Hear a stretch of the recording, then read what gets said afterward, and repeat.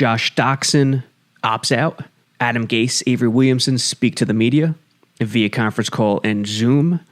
And we discuss how the C.J. Mosley decision is a contractual killer for the Jets.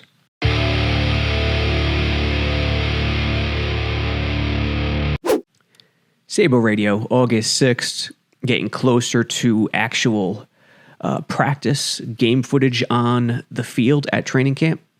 And more news, today is the deadline, the opt-out deadline. And this is key because the Jets just had another opt-out. It is Josh Doctson, the former first-round pick of the Washington football team. Can't say their team name anymore. There is no team name. I always thought they should just go with the Warriors, right? Washington Warriors. It's got a nice ring. Call it a day. Yeah, Golden State has the same team, but that didn't stop the Jets or the Rangers from doubling up.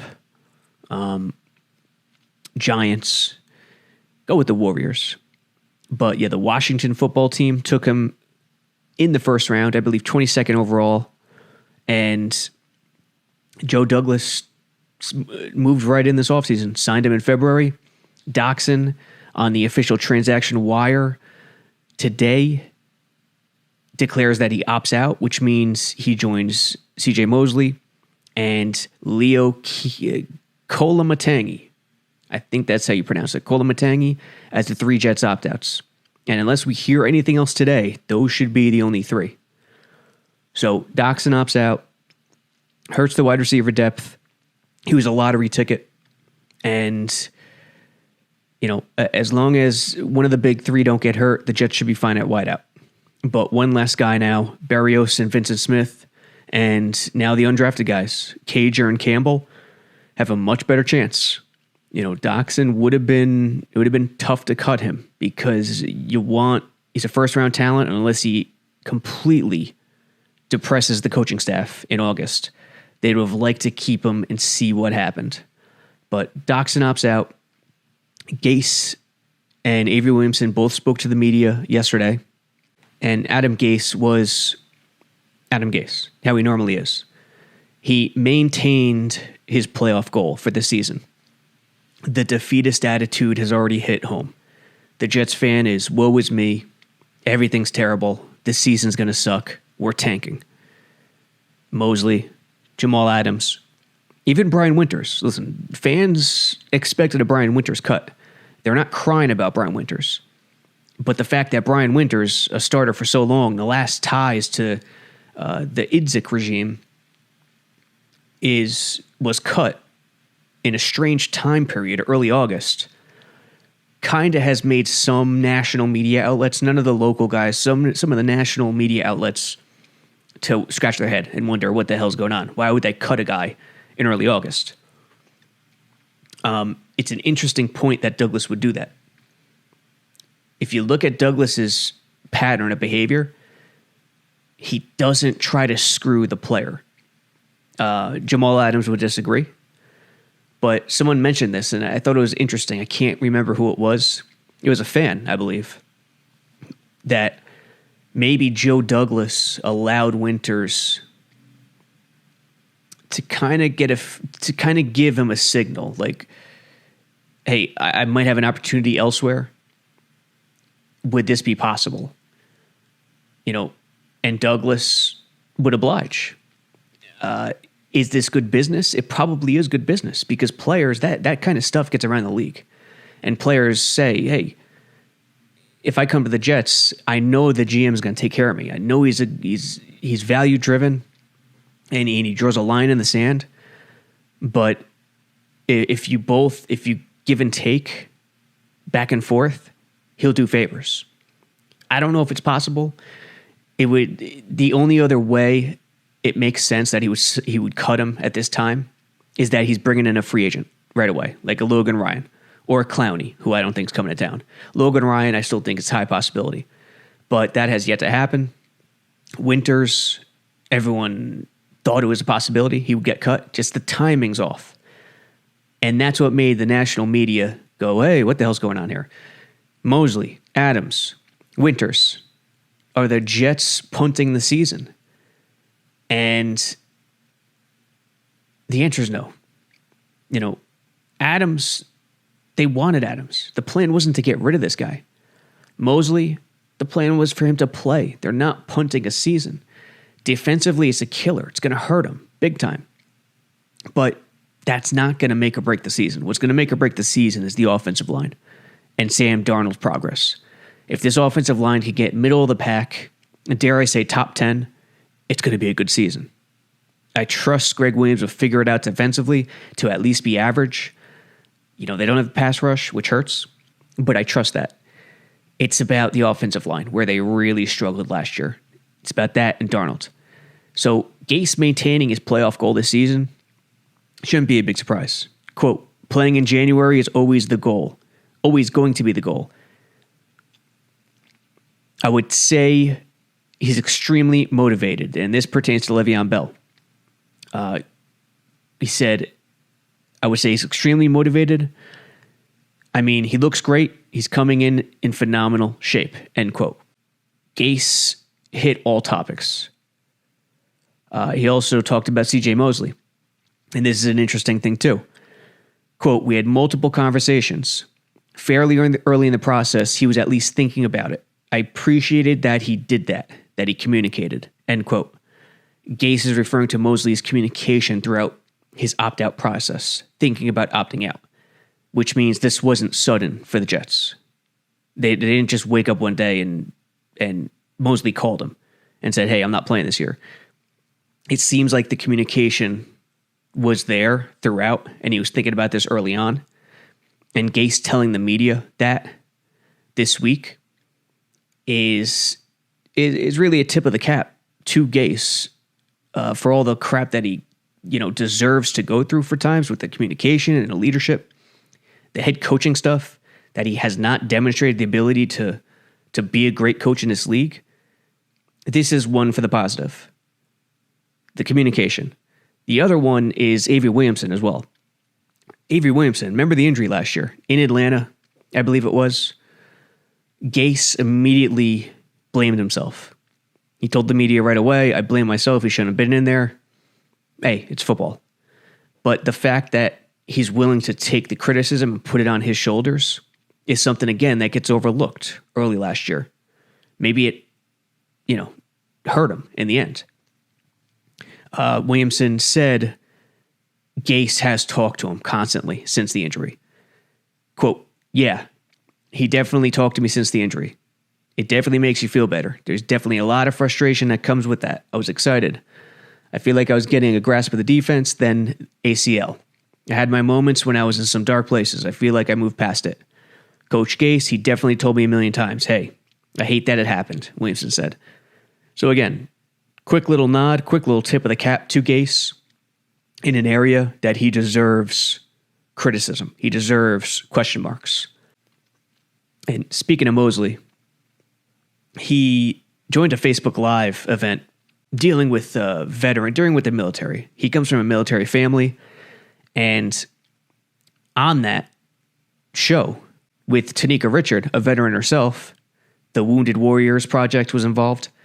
He explained to everyone why he opted out. The interesting thing is that he also said he's going to use this time to find that flame again, which kind of suggests he lost some passion, lost some love for football. Is it true, or did he just, use poor choice of words? Or is he anticipating losing that flame after 2 years? Who knows? Quote, I'm out all year, so I have all this time to mentally get better, physically get better, kind of readjust and kind of find that flame again. It was going to be a tough road coming back this year for the man. His injury, groin injury that needs surgery, is probably the trickiest muscle injury of the known ones, if you're not a doctor, of all of them, because groins are tricky. They could be nothing. They could hurt really bad, heal in a few days, or they could be season enders. It's all different. And this is the same guy who had a serious hip injury in Alabama. At 28 years old, coming back from this injury was not going to be easy. So Jets fans were counting on him, penciling him in. Even before the opt-out, it wasn't going to be easy. It's a tough road to come back.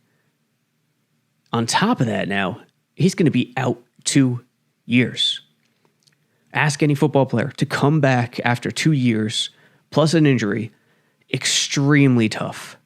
He's the highest paid Jet.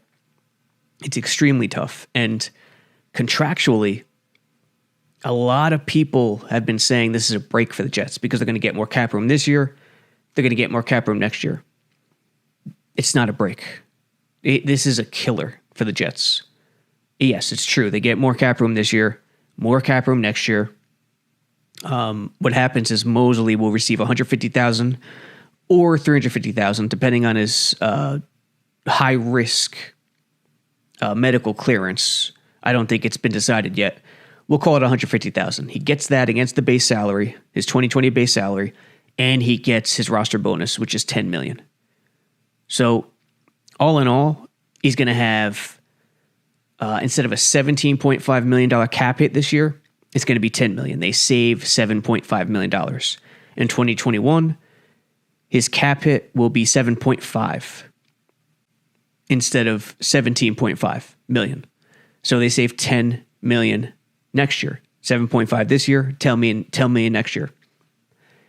Yeah, while that's a positive, that positive does not outrank the negative that is this contract lingering.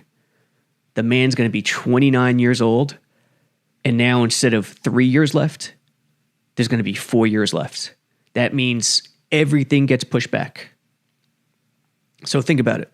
If he comes back and is just terrible and is over the hill, instead of having the ability to cut him next year and save some money, they can't do it. They have to wait a full year. And the numbers in terms of saving money against his contract is drastic.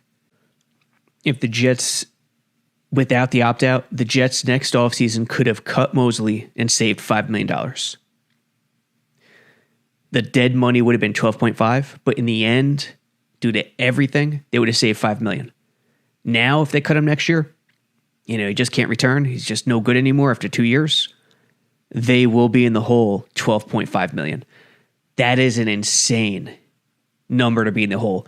That means there is no other option but for him to come back and be the man he was and be a starter. And this is asking the man to do it after 2 years off with a groin injury at 29 years old, relying on his sideline to sideline speed. It is, the odds against that are tough. They're tough, folks. It's tough. Douglas took this team with a bunch of bad contracts. Tremaine Johnson, Le'Veon Bell, CJ Mosley. And when I say bad contracts, it doesn't matter how good Bell or Mosley may be. Their production slips within a team environment that doesn't support them. And on top of that, if the production doesn't match up to the salary, it's a bad contract. Bell's been everything they could have asked for off the field. A leader, he's been everything. He's been the calm of the storm, the calm after the storm all the time. Mosley, after missing only 3 years his whole career before the Jets in Baltimore, he's now going to miss 2 straight seasons. They're bad contracts. Joe Douglas taking this over, I have no doubt in my mind his goal was to rip through these contracts as soon as possible. Le'Veon Bell could be cut next offseason, and they save money. Doesn't hurt the cap drastically. Mosley, they now have to bank on this man to play next year, and the first time they could cut him is before the 2022 season, where they'd save by $5 million. And then 2023, it'll be 15.5, 2024, 17. I'm going to venture to guess he won't make it until his 5th, maybe even 4th year. It depends. Bobby Wagner, still 30, or he's already 30, and he's still one of the best players, one of the best inside linebackers in the league still. It's rare. It's a rare thing. And also Bobby Wagner never had to come back after missing 2 years. So with Mosley, with Joe Douglas, there's the positives of extra cap room next year. It's not even close to the negative that is everything gets pushed back in his deal. You know, when his deal's over after the 2024 season, he'll be 33 heading into 2025. Will teams even, seek his services? It's very tough. Players fall off at times in their late 20s, early 30s. And, with an injury and missing 2 years, not having his contract linger would be ideal, would be the goal. Lastly, One Jets Drive is back. First episode, I think it's pretty long. I think it's like 20-something minutes. They talk about New York City tough during the pandemic. I saw some highlights with old school Mets, Yankees, Rangers? I don't know if they were Rangers. Knicks were definitely in there. But that was the vibe. The New York City tough mentality. Joe Douglas's trade with Jamal Adams. And Steve McClendon. Steve McClendon was in it a ton. Highlights that have come out of Florham Park include Darnold to Bell. And if you're on YouTube, you see it right now. It's basically just a go pattern, a streak, a 9 route, where Sam finds him on the outside, far and away, by the sideline, out of danger, outside shoulder. Bell makes the catch while it slips off his hand just a bit. August 17th is when media should start to pile into practice. I don't know what that's going to look like, but that's when it's really going to ramp up. So as fans, you'll have a week and a half to go without much coming from camp in terms of play, depending on how the testing goes. And then once August 17th rolls around, unless something drastically changes in the world, football should be right around the corner. That's the date to really mark. So, hey, next man up. That's something Gase and the whole team continues to preach. Whenever they talk to the media, that is their calling card, next man up. And Gase in Miami, he's with Tannehill 24 games out of a possible 49. The injuries have been prevalent. Last year, what are you going to do with mono? Pandemic. While you appreciate the next man up tag line, continually saying it, building that culture, while you appreciate it as a fan, you don't want to hear it anymore because you don't want to see these injuries anymore. And the offensive line, Sam Darnold, that is what's going to make or break 2021. 2020. CJ Mosley, bad contract. It's a contractual killer now that he opts out. Might even be more of an impact than him sitting at the season. But yeah, don't come to the party with the defeatist attitude. I know it's tough, decades upon decades, but you're only hurting yourself if you do that, because if you look at it realistically, Mosley and Adams, it'll kill the defense. But this franchise, this organization, this season is about the offensive line. And if the offensive line drastically improves, if Mekhi Becton is starting right away and mowing guys down, and Connor McGovern's leading the unit, and that offensive line is humming, Sam will finally get to understand what Sam Darnold is. The world will finally be able to gauge him properly. Check out JetsXFactor.com, JetXShop.com. There's a bunch of new t-shirts, including Slim Mim. There's Denzel Mims. There's a Flashton Davis, Flashton the superhero. A bunch of other ones coming soon. Blewitz Blitz is going to have a film review on the new guy, Bradley McDougald, pretty soon. It's a monster review. And Nania, the Cool Your Jets guys, Nania and Blessington, are going to have a show coming tonight or tomorrow morning, which I'm going to hop on, actually, regarding Adam Gase. So, till next time, Sabo Radio.